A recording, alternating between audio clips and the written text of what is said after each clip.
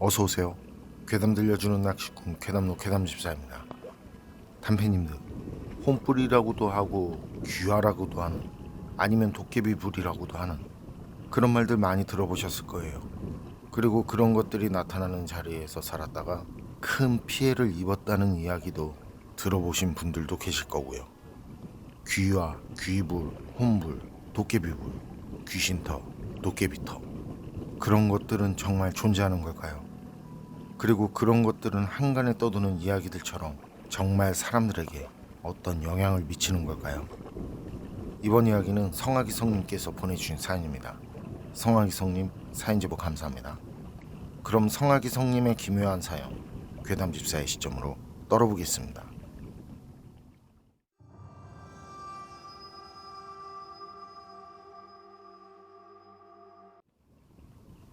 제가 소름 돋는 오싹한 얘기 하나 해드릴게요. 영안이라고 하죠, 그거. 제 경우엔 사람 아닌 존재들이 보이는데 듣지는 못해요. 처음 보기 시작한 건 어렸을 때 초등학교 시절이었죠. 뭐가 앞에서 빠르게 지나가는 느낌이 들었어요. 그리고 그런 횟수가 점차 늘더니 안개처럼 뿌옇게 흐리던 게 점점 선명하게 보이기 시작하대요. 그리고 지금은 그 형상이 그냥 사람 보는 것처럼 선명하게. 그런데 그런 존재들도 약간씩 차이가 있었는데요. 흐릿한 존재도 있고 아주 뚜렷한 존재도 있다는 거예요. 흐릿한 존재는 실루엣이 명확하지 않고 기체 같은 느낌이라면, 뚜렷한 존재는 그냥 사람하고 똑같아요. 그리고 그 중간 정도 되는 존재들이 있고, 공통점은 모두 투명하다는 거예요. 뒤에 뭐가 있는지 보인다는 거. 그런데 그런 존재들의 모양도 보이는 거죠. 나중에 나이가 드니까 알겠더라고요. 그게 육안으로 보이는 게 아니라, 제가 그쪽으로는 알지 못하니까 어떤 기 같은 게 그렇게 형상화가 돼서 그렇게 느껴진다고 하는 게 맞는 것 같거든요. 그런데 느낄 땐 육안으로 보고 있다고, 그런 생각이 들 정도로 선명하고요. 어쨌든 처음엔 무서웠는데 지금은 뭐 그냥 신기하다 정도? 가끔은 귀찮을 때도 있고요. 그리고 이건 진짜 친한 사람이 아니면 말하지 않고 있는데요. 예전에 이런 얘기들을 했다가 병원도 가보고 여기저기 다녀보다가 나중엔 무당한테도 갔었는데요. 그때 무당 말이 애가 신내림을 받아야 하니 어쩌니, 집안에서 신내림을 받지 않은 조상이 있는데 그래서 제가 신내림을 받아야 한다는 말을 했다고 그래요. 어머니가. 이건 그때 제가 어려서, 그래서 좀 자란 뒤에 나중에 어머니께 들은 얘기예요. 그때 병원에서도 여기저기서도 많은 얘기들을 했겠지만 그땐 제가 어렸으니까 뭔 말을 했어도 그게 뭔 말인지도 모르고 기억도 안 나죠. 근데 무당은 기억에 남더라고요. 여자 무당이었거든요. 지금 생각해보면 30에서 40 사이 정도 나이. 그런데 제가 묻은 건지 얼굴이며 손이며 온몸이 시커멓고 더러운 남자가 말이죠. 그 여자 배꼽 부분에 코를 대고 있는 거예요. 그러면서 가끔 그 여자 배꼽에서 뭔가를 파내려는 듯 그 더러운 손가락을 배꼽 부분에 대고서는 긁듯이 움직이더라고요. 전 들어가면서부터 이게 보였고요. 방에 들어가면서부터 정말 역겨운 냄새가 나더라고요. 꼭 오랫동안 빨지 않은 신발에서 나는 악취 비슷한 그런 냄새. 그래서 손으로 코를 막고 어머니 뒤에 숨었던 기억이 있는데요. 그리고 어렴풋이 무당이 뭐라 뭐라 했던 기억이 있고, 아마도 그게 신내림 어쩌고 저쩌고 한 거겠죠. 그런 상황에서 제가 어머니 뒤에 숨으니까 조용히 아주 상냥하게 저한테 뭐라고 그랬어요. 그래서 그때 제가 제 눈에 보이는 상황과 악취가 나는 걸 얘기했는데, 그때 갑자기 무당 말투가 바뀌고 그 뒤에 어머니 손에 이끌려 거기서 나왔던 기억이 있어요. 그리고 중학생 시절인데 시장에서 작은 순댓국밥집을 하는 친한 친구가 있었어요. 거기서 친구랑 밥 먹고 식당 테이블에 앉아서 놀고 있는데요. 스님 한 분이 가게로 들어오시는 거예요. 그리고 순대하고 순댓국을 포장해 달라고 그러세요. 그런데 그 스님 옆에 어떤 어린 남자아이가 서 있어요. 그래서 제가 아이를 보면서 손을 들어서 안녕하고 흔들었거든요. 그런데 그때 그 모습을 보신 스님이 저를 물끄러미 보세요. 그러고는 제게 오시더니 제 머리를 쓰다듬어 주시대요. 나중에 착한 일 많이 하거라 하셨던 기억이 있어요. 그리고 스님이 그렇게 나가신 뒤에 제가 친구한테 스님이 순대를 드셔 이런 식으로 말했거든요. 그랬더니 그 스님이 가게 단골이라고 하는 거예요. 부모 없는 아이들을 돌보시는데 아이들 먹일 거라고. 그래서 친구 부모님도 처음엔 돈을 받지 않으시려고 했는데 스님이 계속 두고 가시니까 그래서 음식을 많이 주시는 걸로. 그런데 저보고 누구한테 손을 얹는 거냐고. 전 그때 아차 싶었고. 어쨌든 그런 일도 있었어요. 그리고 이 일은 그런 제가 중년이 된 뒤 대략 15년 전쯤 경험한 실화인데요. 당시 전 작은 건축 사무실을 다니고 있었는데 제가 수맥도 볼 줄 알아서 말이죠. 그리고 또 귀신이 잘 붙는 데가 있어. 수맥이 많은데 특히. 그런데 쪽에 집 지면은 집이 금방 망가지고 좀 기가 세 거기가. 터 기가. 내가 왜 그런 걸 아냐면 수맥 보러 많이 다녔잖아. 지어서 하면 수맥 보러 많이 다녀. 그걸 안단 말이야. 여긴 기가 세고 여기는 물 많이 나오는 자리. 그런 자리가 아닌데도 안 좋은 터도 있나? 있지. 오, 있어. 숨에 그런 게 나빠서 그런 게 아니라 아예 그냥 자체적으로. 안 좋은 터가 있어. 오. 그래서 같이 일을 하거나 사무실 관련해서 알게 된 분들은 자신이라든지 자신이 아는 사람들 일로 제게 부탁들도 많이 했었고요. 그중엔 그냥 단순히 땅이 탈이 없는 땅인지 아니면 집에서 이상한 일이 생겨서 하여튼 진짜 여러 이유들로 부탁을 해왔었어요. 당연히 그때도 수미겐 제가 영가를 본다든지 하는 그런 얘기는 하지 않았고요. 어차피 보인다고 해도 그런 경우엔 제가 뭘 어떻게 할 수 있는 것도 없으니까요. 그렇다고 무당 찾아가라는 말도 못하겠더라고요. 아닌 사람도 있겠지만 제가 경험한 무당들을 떠올리면 그런 말은 차마 못하겠더라는 거죠. 그런 시기에 어떤 부티나는 노부부가 찾아왔어요. 제가 건축사무소에서 알게 된 고객하고 같이요. 그 고객이 자기 사촌형이라면서 데리고 왔어요. 그리고 같이 온 노부부가 하는 말이 경기도 남양주에서 강원도 쪽으로 넘어오는 그 고개에 있는 작은 별장을 사게 됐다고. 그걸 고치면서 겸사겸사 수맥이라든지 그런 걸 좀 보고 싶다고 그래요. 공사는 저한테 모두 맡기겠다고 그러면서. 그런 대화를 나누는데 그 노부부가 뜬금없이 그래요. 혹시 귀신도 보이냐고. 전 그 말 듣고 웃었죠. 귀신이 어디냐고 그러면서. 그런 게 있어야 보이죠 그러면서. 그러고 말을 돌릴 목적으로 다시 커피를 따라드리려고 일어나는데 그래요. 실은 별장이 보기에도 너무 좋고 접근도 좋고 겉으로 볼 땐 아름답다는 생각까지 들 정도라고. 그래서 아내분이 첫눈에 반해서 별장 용도가 아닌 거주를 할 목적으로 이미 샀다는 거죠. 처음엔 사게 됐다고 했지만 저한테 왔을 땐 그땐 이미 그 별장을 산 뒤였던 거죠. 그것도 한참 지난 뒤. 노부부 말은 집처럼 거주를 하게 된 그 별장에 뭔가 좋지 않은 그런 것들이 있는 것 같다는 말이었어요. 그런데 뭔가를 숨기고 있는 것 같은 기분이 들더라고요. 그냥 어디까지나 느낌이지만 뭔가 감추고 있는 게 있는 듯. 말이며 행동들이 자연스럽지가 않아요.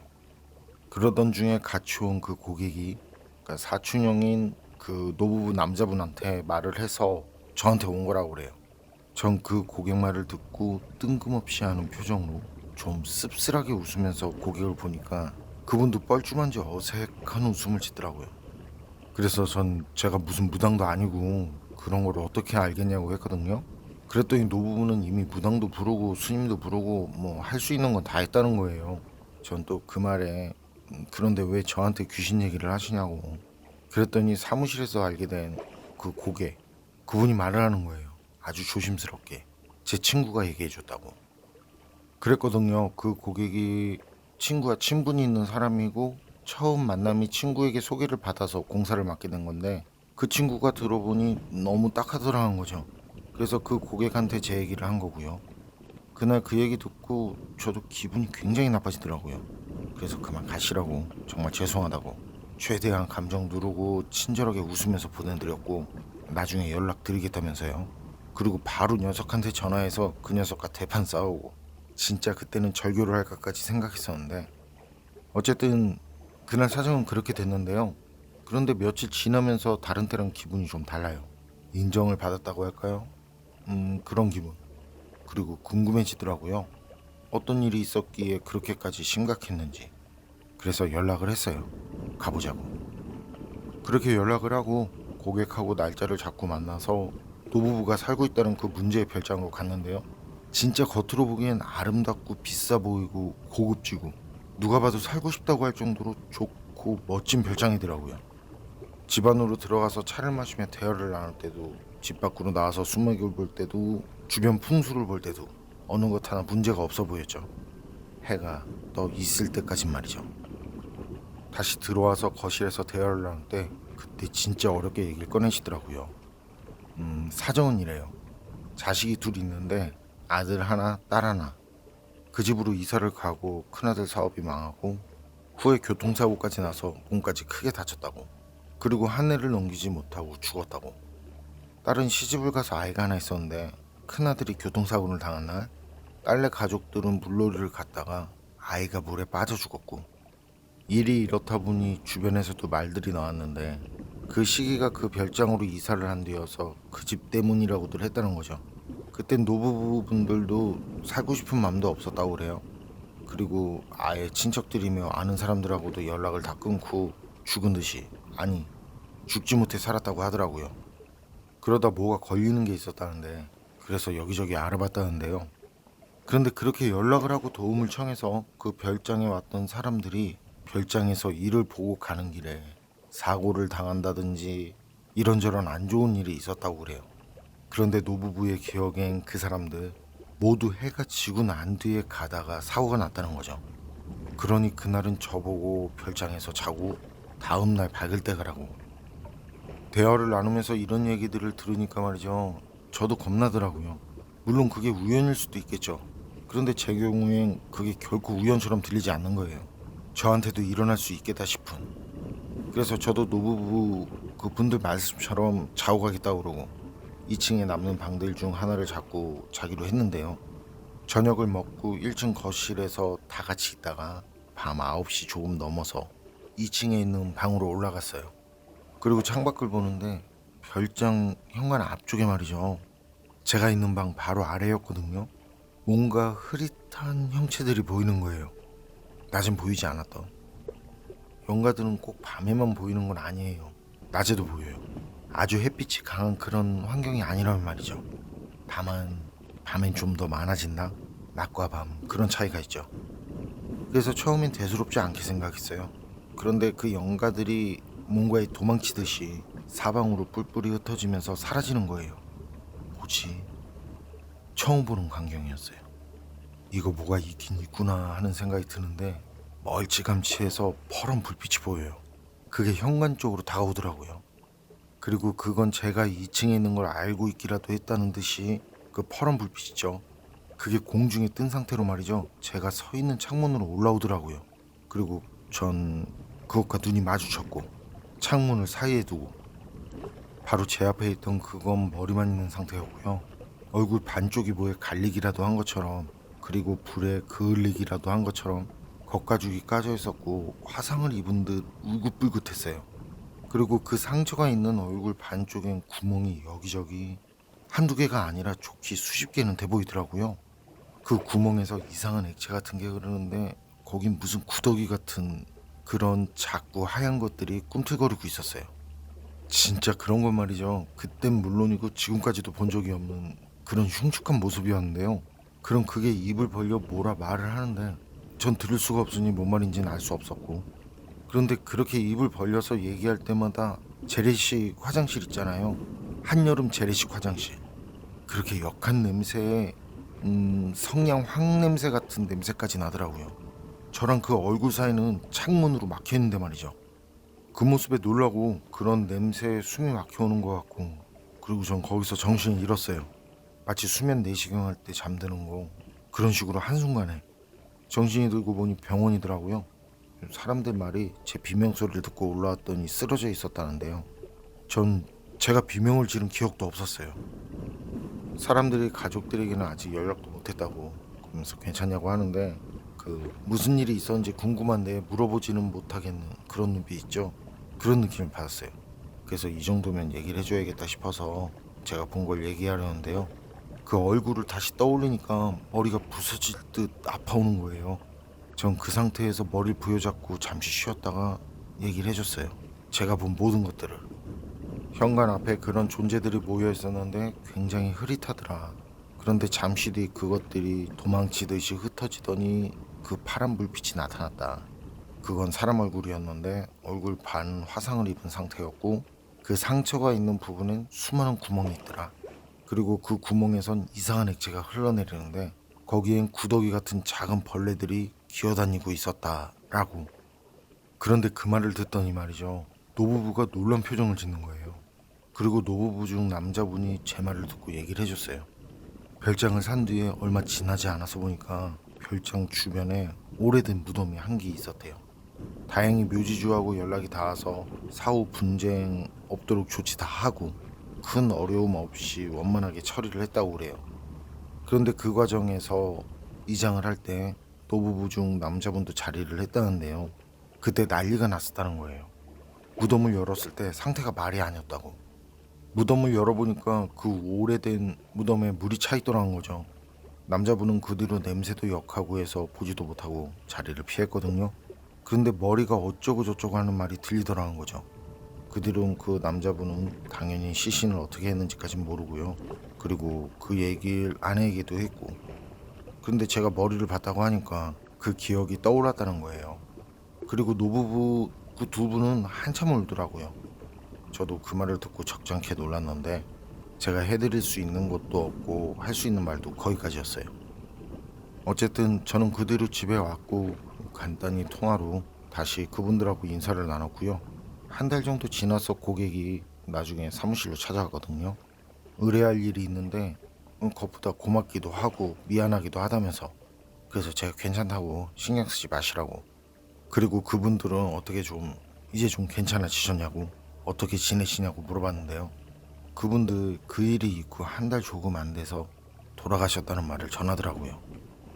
그때 고객도 충격이 크고 상심이 컸는지 그랬겠죠.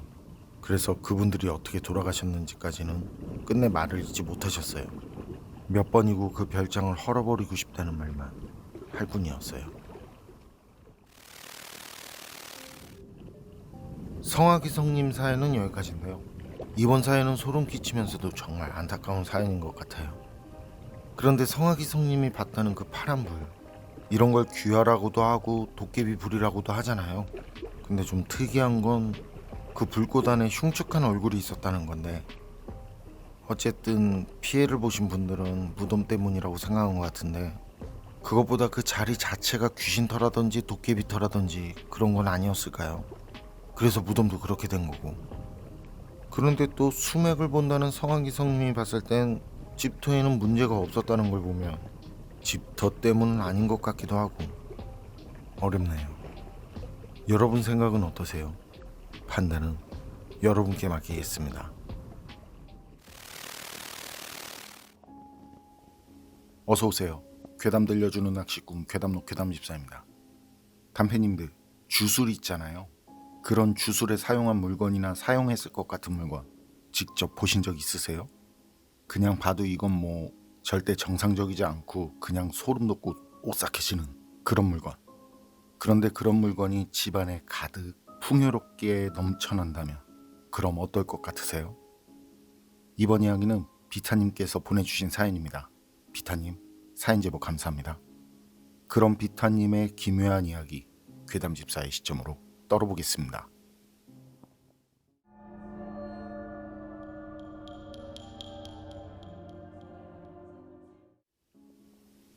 제가 소름돋는 오싹한 이야기 하나 해드릴게요. 이 얘기는 아는 여자분이 해주신 얘기로 그분이 직접 겪으신 실화라는 거. 이분이 결혼하신 지 얼마 안 돼서 자기들 명의로 집을 사서 이사를 가게 되었어요. 그렇게 새로 이사를 간 집은 신혼집이라는 기분도 깔려있고 집이 좋은데 매매가도 싸서 너무 마음에 들었대요. 자신들이 가진 금액으로는 그런 집은 절대 꿈도 꿀 수 없었는데 집이 너무 저렴하게 나온 거예요. 그래서 그런 집을 정말 좋은 가격으로 싸게 살 수 있었던 부분은 감사함과 기쁨에 신혼 시작이 좋다고. 그런데요, 그 뒤로 희한한 일이 생기기 시작합니다. 이사간 집의 작은 방에서 가끔씩 이상한 소리가 들리더래요. 마치 누군가 벽 안에서 손으로 벽을 두들기는 듯한 그런 소리가 들리더라는 거죠. 그 소리는 그 여자분이 혼자 집에 있을 때 그때 유독 심하게 신경 쓰일 정도로 들렸다고 해요. 소리는 작았지만 귀에는 확실하게 들리고 신경을 거스르게 했는데 신기하게도 남편이 있을 때는 그런 소리가 안 나고 자기가 혼자 집에 있을 때만 그런 소리가 나더라는 거예요. 남편은 그냥 당신이 신경 쓰는 게 많아서, 여자분도 처음엔 정말 그런 건가 싶었고 혹시 위에서 내는 층간소음은 아닌가 하고 생각했다는데, 며칠 뒤 어느 날 건물 입구에서 위층 사는 아주머니를 만난 거예요. 그래서 소음에 대해서 이야기하니까 자기는 직업이 간병인이라 집을 많이 비운다고 하더래요. 게다가 윗집 아주머니는 혼자 살아서 집에서 그런 소리를 낼 사람도 없다고 그러고, 그런데 그 뒤로도 남편이 출근하고 혼자 있을 때면 그 신경을 긁는 듯한 소리는 어김없이 계속해서 들려왔고요. 그런 소리가 날 때 혹시나 해서 위층에 올라갔더니 위층은 아주머니 말처럼 비어있는 상태. 그 소리가 어떤 소리였냐면 콕콕 톡톡 콕콕 톡톡 이런 소리가 계속 벽 쪽에서 반복되는 소리였는데, 나중엔 그 소리가 들릴 때마다 폰으로 녹음을 해봤지만 희한하게도 그 소리가 폰에는 잡히지 않더라는 거예요.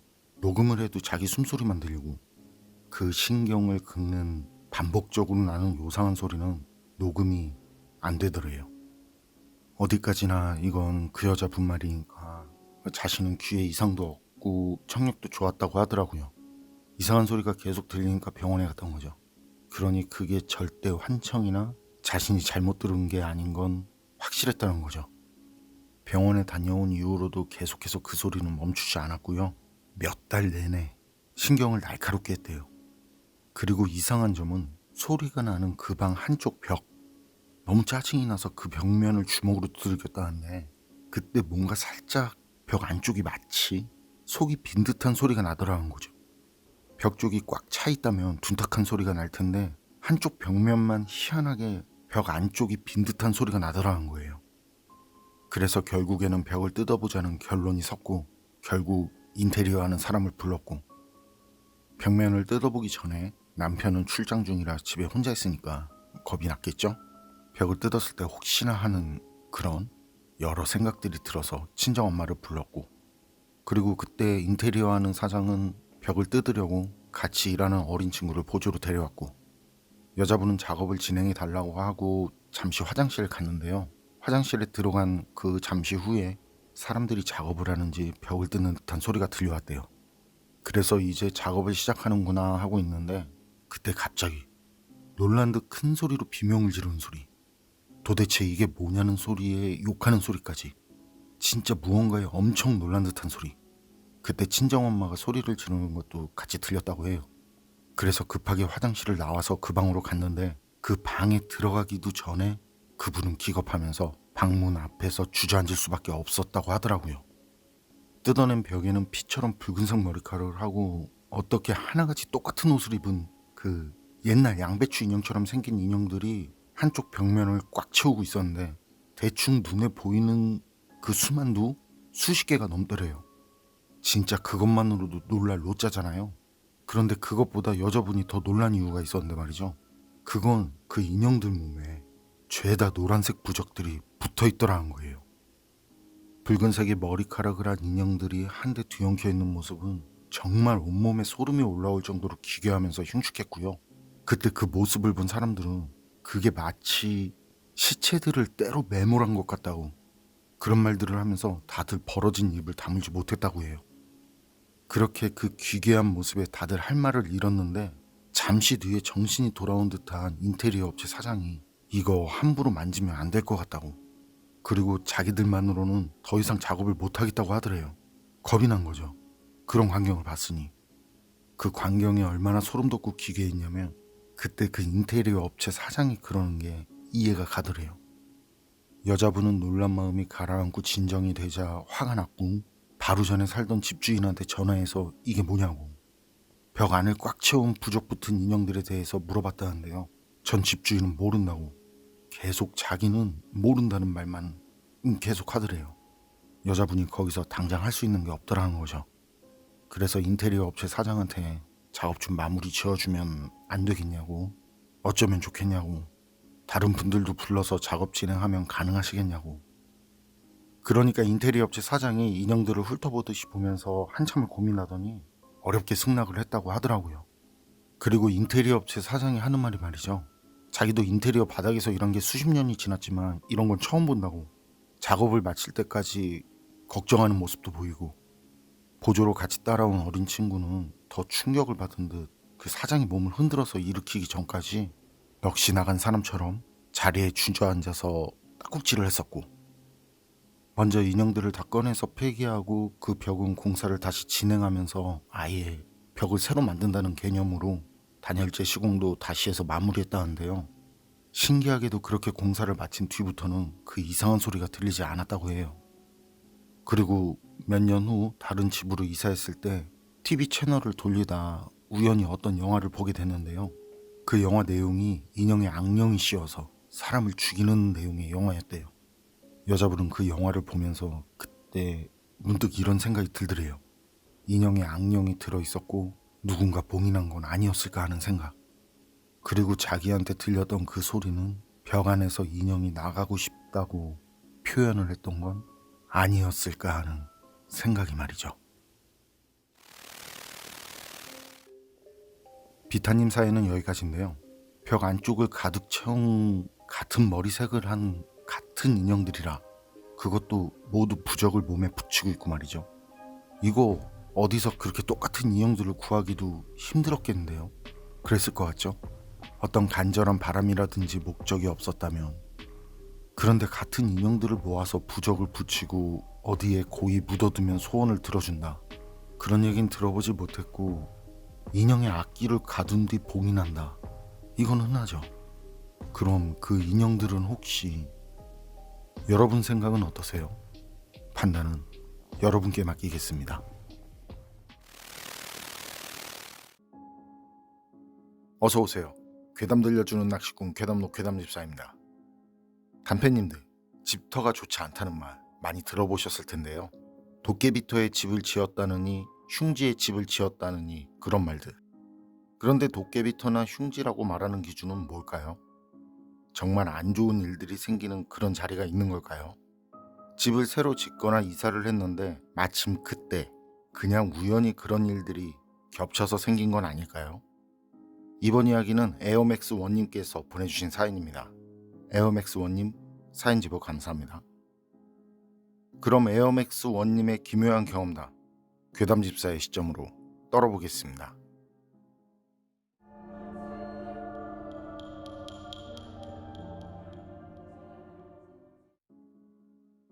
제가 소름 돋는 오싹한 얘기 하나 해드릴게요.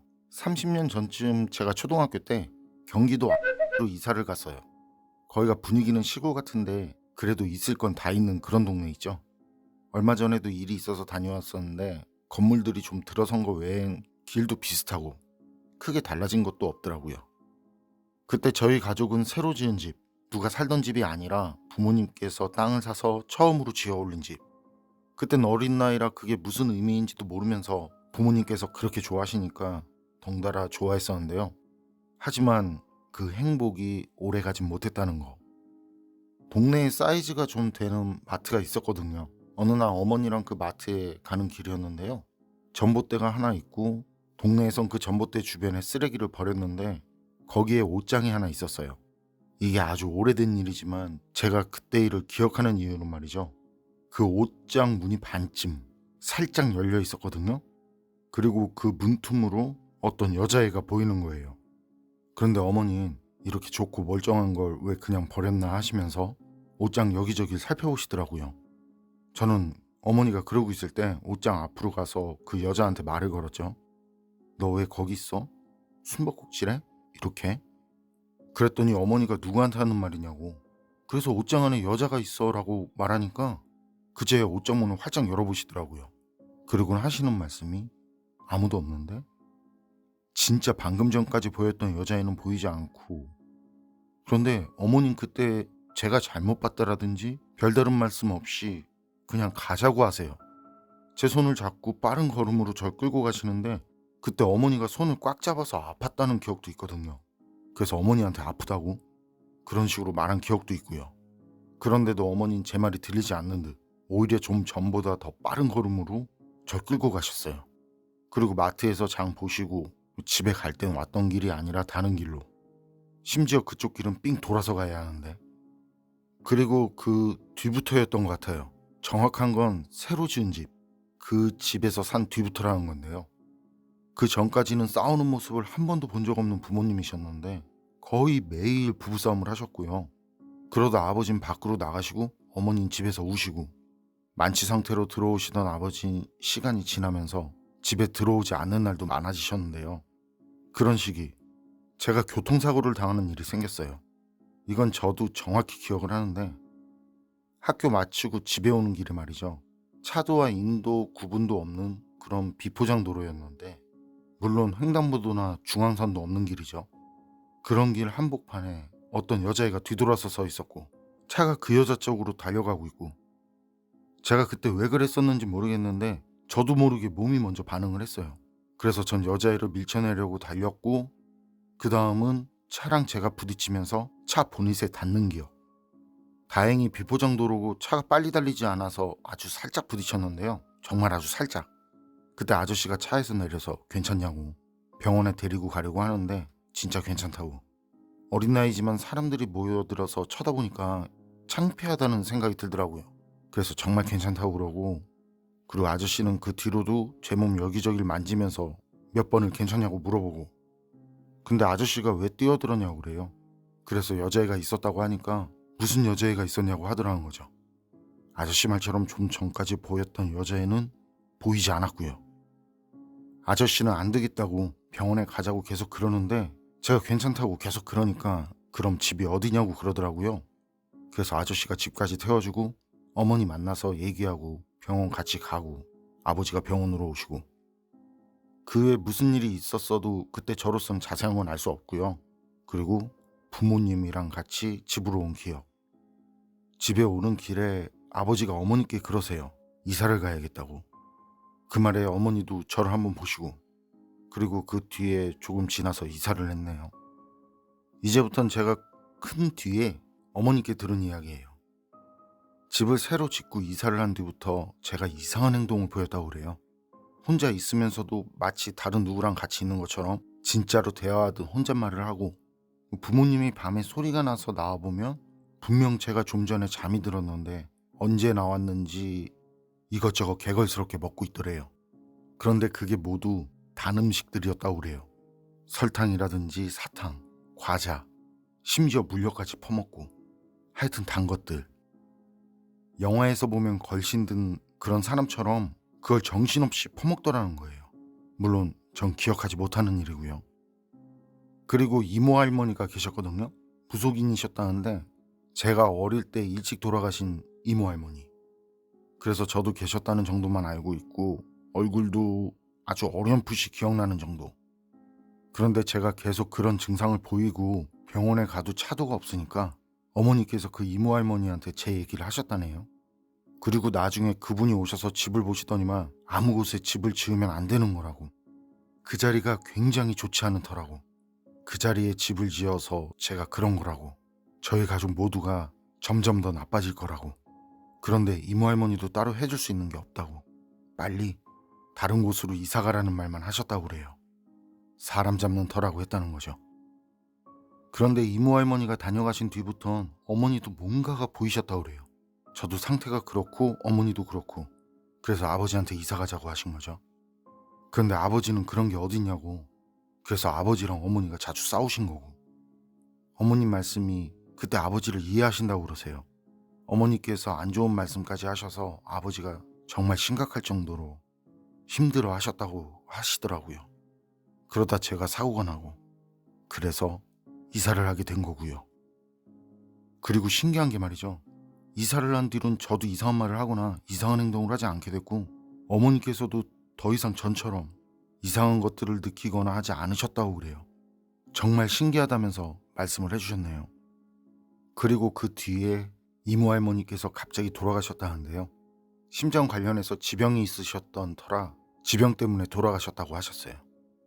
그런데 이모 할머님이 돌아가시기 전에, 그러니까 이사한 뒤에 이런 말씀을 하셨다고 그래요. 우리가 살던 그 집터가 옛날에 아이들이 죽으면 묻어주던 무덤터였던 것 같다고요. 집 안에 들어가기 전부터 집 가까이에 발을 들이는데 아이들이 슬프게 울더라고. 제가 자기들 또래 같으니까 저랑 같이 농구라고, 자기들이랑 같이 가자고 말이죠. 에어맥스원님 사연은 여기까지인데요. 아이들이 죽으면 따로 묻어주는 무덤터라. 애기 무덤 얘긴 들어봤는데 따로 그렇게 묻어주는 무덤터가 있다는 건 저도 이번에 처음 알긴 했네요. 그리고 새로 집을 짓고 산 뒤부터 이상한 일들이 생겼다고 그러니 정말 에어맥스원님이 새로 지은 집터가 에어맥스원님의 이모할머님 말씀처럼 아기들을 따로 묻어주던 무덤터라도 됐던 걸까요? 그래서 그런 이상한 일들이 생긴 거고 기묘하네요. 여러분 생각은 어떠세요? 판단은 여러분께 맡기겠습니다. 괴담록 오늘 이야기는 여기까지입니다. 그럼 전 다음에 또 다른 사연으로 찾아뵙겠습니다. 늘 건강하시고 평온하세요. 함께 해주셔서 고맙습니다.